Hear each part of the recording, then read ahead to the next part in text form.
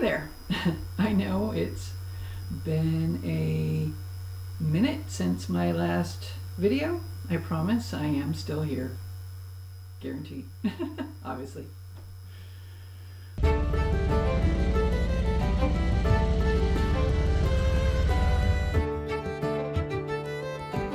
Welcome back, old subscribers. Thank you for sticking with me. Welcome, new subscribers. Let me catch you up. So a little over 2 years ago, I had a minor mental breakdown, was able to come back home, figure out what was working for me, and with the help of 2 books, The Book of Joy and The Magic, I was able to focus on making my life better, my relationships better, less stress. Greatly appreciate all of that. I also took a huge step back from social media. Obviously, I haven't posted in 2 years. And that is what I really wanted to talk about today. If you've noticed that too, like what a dumpster fire social media is nowadays, the judgment, the vitriol, the pure hatred at times, it's not good. Even in the news. I mean, have you noticed that? The news these days is so focused on getting the bad news out there. And you need the news. You need the bad news that another winter storm is coming, but then that does give you time to prepare, except for the fact that they have taken that to the next level. And they are taking advantage of the fact that our brains are pre-wired to pay more attention to negative news, because that's what we tend to remember.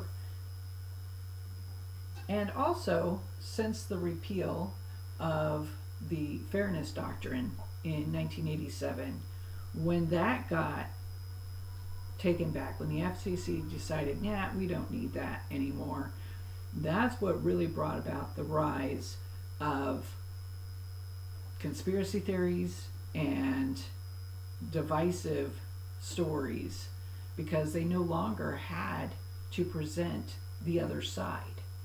It now is a lot of clickbait, a lot of doom scrolling, and that is really taking a toll on both our physical and mental well-being. It is raising our blood pressure. It is creating anxiety and depression, and it is shown to be a cause of dementia.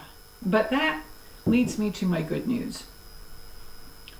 Because the news media only has a short amount of time before they have to move on to the next one, I feel as though that there is something that is being missed, which is the reason why I am starting a new podcast with my husband, and it is called The Good News Is. We are going to take a national news story and we're going to break that down. We're going to get the facts, and then we are going to find the good news or the silver lining of that story. Because no matter how bad something may seem, there is still some good in it. And when we look for the good, we feel better. And not only do we feel better, but more good tends to happen. For example, let's take a look at Harley-Davidson's new CEO, Artie Starrs. A lot of people have felt that Harley-Davidson is getting away from its purpose. Like, they are so focused on completing the sale, right? You have an older Harley, maybe 20, 15 years old, and so you need a part, and you go to the Harley-Davidson dealership, and they are more focused on selling you a new bike than they are finding you the part that you need for your old bike. At least that's the way it seems to me. And by doing that, they've kind of sort of forgotten the culture that is Harley, that is what Harley-Davidson should be about. The camaraderie between bikers, helping each other out, as opposed to make a sale, make a sale, make a sale. And they're not the only corporation that can be accused of that these days, even in golf, right? So golf for a time was concentrating on, this is the golf ball that you need to hit that perfect shot. These are the clubs that you need. You need to get this membership for this golf club so you can go play golf.